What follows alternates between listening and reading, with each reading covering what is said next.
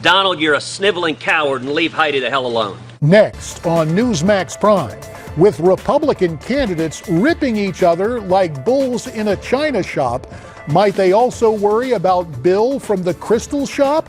Bill Kristol of the Weekly Standard, does he really want to depart from the standard two-party choice for president just to dump Trump? We'll ask him. Also ahead, more questions about terror attacks as we head into the Easter weekend. And if the news leaves you in a state of exasperation, you can see a movie that offers inspiration. Heavenly Fare from Hollywood to put you in the right frame of mind. Newsmax Prime starts right now.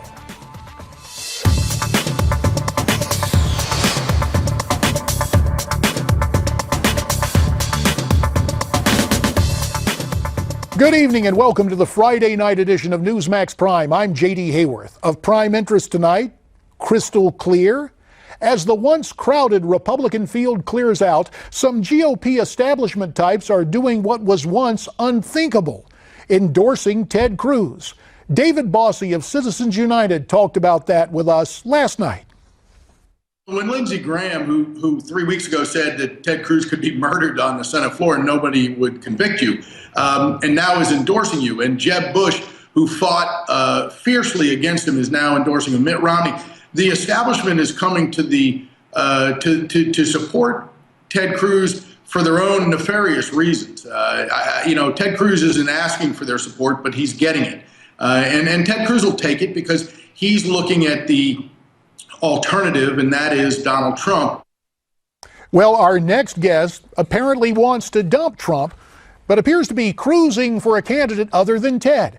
Joining me here on the anchor desk, the founder and editor of the Weekly Standard, Bill Kristol. So, Bill, welcome to Newsmax Prime. JD, you sniveling coward. I've always wanted to see a politician say that. It's fantastic, isn't it? Well, now you what see, is sniveling? Where does that come from, really? You're a linguistic type. Well, I think it has snivel, to do. I think it has to do in a state of fear when you start to get a runny nose. But I'm not there. And rather than etymology and/or entomology, the study of insects, we'll go with the study of polyticks, mini ticks. Tell me what really is going on, Bill, with the situation for you. You've made it clear you really are not with Trump. I'm not with Trump. I'm fine with Ted Cruz. I was fine with actually most of the candidates you ran. I thought it was a very good field. Donald Trump, to his credit, is a very shrewd political operative, it turns out, a very good candidate, and has knocked off everyone but Ted Cruz and to some degree John Kasich. So I'd be happy if Ted Cruz could defeat Trump in Wisconsin and in the subsequent primaries, go to the floor of the convention, persuade the delegates who are up in the air, and become the nominee. If not, I would have trouble supporting Trump in the general election, so I've said maybe there could be an independent Republican candidate. Well, here is what you told CNN earlier this week, and I want to see if there's consistency in your message. Let's go back and listen. Always consistent. Let's listen to what you had to say. When I've made my never Trump argument to other Republicans, the strongest counter argument is, oh, you're electing Hillary. I don't think it's correct. I think the nomination of Donald Trump is what is most likely going to elect Hillary. And I think having a strong alternative conservative would actually help Republicans down ballot and actually ultimately maybe help in the presidential election as well. All right. So let's find out. Your argument of never Trump. Synopsis of that argument, sir. I just don't think he has the character or temperament to be president of the United States. So when you can't cross that line, I can't cross that line, so I can't support him. So then the question is, as a conservative, as a Republican, is there someone I can vote for, or do I just stay home and go and vote for my local congresswoman, a Republican, Barbara Comstock, and others? I'd prefer to have someone to vote for a couple of reasons. A, I think it would be good for the Republican Party. 3 reasons. The Republican Party should have a spokesman for conservative principles who's actually qualified and has the character to be president. 2, I think it would help down ballot. I think if people like me don't want to vote for Trump, we're certainly not going to vote for Hillary, we'll come out and vote, otherwise we might stay home. And 3rd, we don't know how Donald Trump does in a general election. I think the bottom could fall out. I think an awful lot of Americans could get worried about having Donald Trump as commander-in-chief, and I'd like to have a respectable conservative Republican as an alternative. Look, if Donald Trump does great in the general election, then that conservative Republican alternative will go nowhere, and it'll end up being Trump versus Clinton. Are you interested? Are you open? Well, now this could really make news, but I'm gainfully employed here at Newsmax TV. They'll give you a little leave of absence. Well, before we get you can't give up the huge bucks you get here, so I understand. And I do have that challenge. My other friend who's run for president a couple of times, Pat Buchanan, was visiting with my colleague Steve Malzberg here on Newsmax TV. He says your call for a third-party nominee is just a lot of beltway talk. What's your response to Pat? I think Pat ran as a third-party nominee in 2000. He thought George W. Bush wouldn't be a good president. He disagreed with him strongly. I wasn't for Buchanan, but he had every right to run and to make his case. I think it's a free country. I've never been a party loyalty guy. I hate that when they try to make the candidates swear some oath as if you should support someone you couldn't in good conscience support just because he has an R or a D next to his name. So, look, for now, taking it one day or 1 week at a time, let's see what happens in the Wisconsin primary. Let's see whether Donald Trump actually wins the Republican nomination. So when you were going through this earlier, now on the Twitter sphere, 3 months ago, you were asking people to come up with a new Republican Party name in case Trump wins the nomination. Have you come up with that name? But do you really? Because even Pat says his third-party run was a mistake. We need to stay in the two-party model. Are you really thinking we need to make a schism here in the party? I mean, the third-party name was kind of a joke. There were some good names suggested. What was your favorite? I kind of like the Federalist Party. They were a great party for the first 12 years of the Republic before they went out of business. Good enough for George Washington. Yeah, exactly. Yeah. The Alexander Hamilton Party. There were a lot of good names.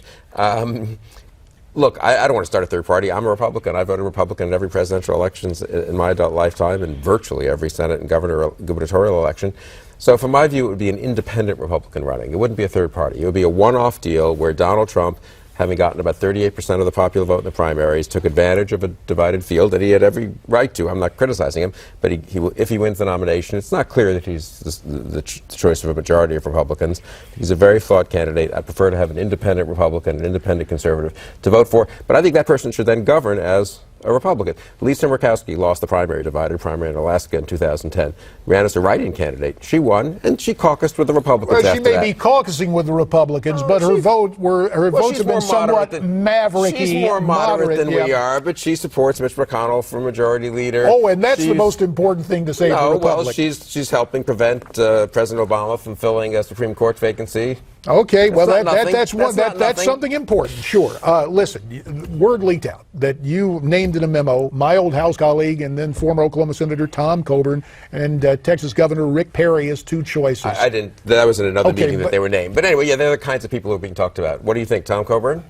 Love Tom as a person. Think sometimes he actually had an amendment on the floor where we reduced spending. He didn't take yes for an answer. He called for a roll call vote, and he lost. And quite frankly, since you brought it up, I'm also troubled by the fact he was there for Obamacare.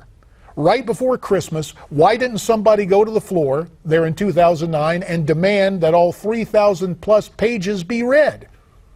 Dr. Coburn didn't answer the page that day, nor did Jim DeMint, nor John McCain, nor a lot of other people, to be fair about it. But you asked me an honest question. I'm giving you an honest answer. I'm very open to a lot of ideas. There are a lot of fine Republicans and conservatives in the country. Some of them are retired generals. Some of them are businessmen. Some of them are civic leaders. Some of them are retired or current senators or governors. And let's see if anyone comes forward. Maybe it's all just a pipe dream. I'm willing to acknowledge it's possible that this won't happen. Maybe Donald Trump will just be the nominee, and people like me will have to just have a tough struggle about what to do in November. Well, let's isolate on that. Earlier you said you're not going to vote for Hillary Clinton.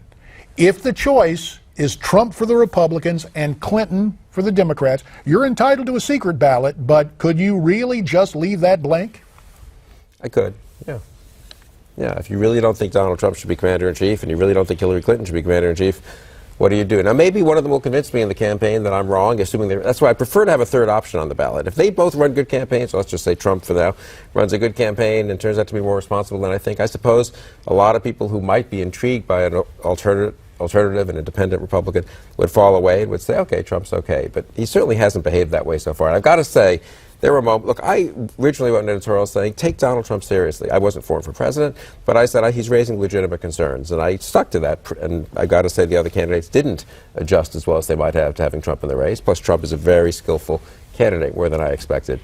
Maybe I'll be pleasantly surprised by his behavior over the next few months. I haven't been pleasantly surprised over the last few weeks and months, though. Well, he's had plenty of chances to be more responsible, and he hasn't been. Well, you take a look at what has happened in the news and those who have called him out. He's been responsible in answering. May not be the answers you want, but let's take, for example, the terror attack in Brussels.